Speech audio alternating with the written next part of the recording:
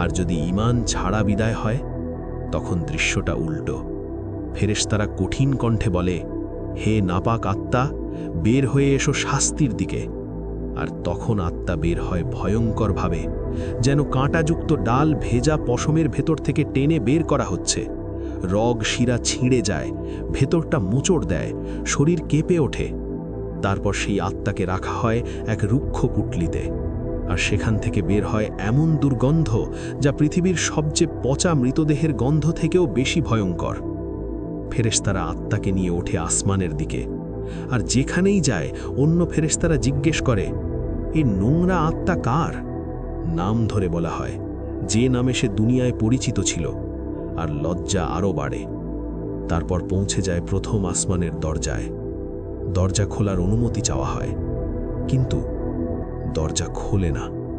কারণ যে আত্মা দুনিয়ায় আল্লাহর নিদর্শন অস্বীকার করেছে, অহংকার করেছে, তার জন্য আসমানের দরজা বন্ধ। অর্থাৎ বার্তা একটাই, এখানে তোমার জায়গা নেই। তারপর আসে সেই ভয়ঙ্কর আদেশ, তার আমলনামা লিখে দাও সিজ্জিনে। সিজ্জিন, সবচেয়ে নিচের অন্ধকারতম স্থানে অপদার্থদের তালিকা। আর এরপর ঘটে এমন কিছু যা শুনলেই বুক ঠান্ডা হয়ে যায়। ফেরেশতারা আত্মাকে আসমান থেকে নিচে ফেলে দেয়, যেন কেউ উপর থেকে ছিটকে পড়ছে। কিন্তু এখানে পড়ে যাওয়ার মানে শুধু পতন না, এটা হলো রহমত থেকে বিচ্ছিন্ন হয়ে যাওয়া।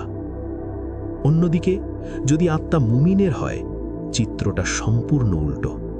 তার জন্য শুধু এক আকাশ নয়, একের পর এক সব দরজা খুলে যায়। ফেরেশতারা বলেন, এ কি সুন্দর আত্মা! তার নাম উচ্চারণ হয় দুনিয়ার সেই উত্তম নামে, যে নামে তাকে ডাকা হতো। আর 7 আসমান পেরিয়ে তার আমলনামা লেখা হয় নেককারদের তালিকায়। তারপর আসে সেই আদেশ যেটা শুনলেই গায়ে কাঁটা দেয়। আমার বান্দাকে পৃথিবীতে ফিরিয়ে দাও।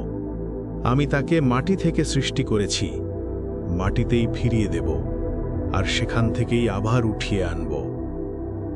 ফিরিয়ে দাও মানে আপনার আত্মা এখন দেখছে আপনার দেহকে ঘিরে মানুষের ভিড়, জানাজার প্রস্তুতি, আর আপনার দেহ ধীরে ধীরে যাচ্ছে কবরের দিকে। আপনার দেহ এখন কাফনে মোড়া, সাদা, সেলাইহীন, কোনো পরিচয় নেই, কোনো অহংকার নেই।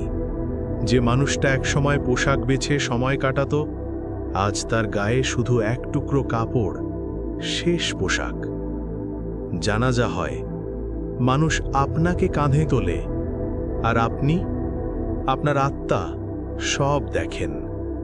তারপর কবরের মুখে এসে থামে সব। আপনাকে নামানো হয় নিচে,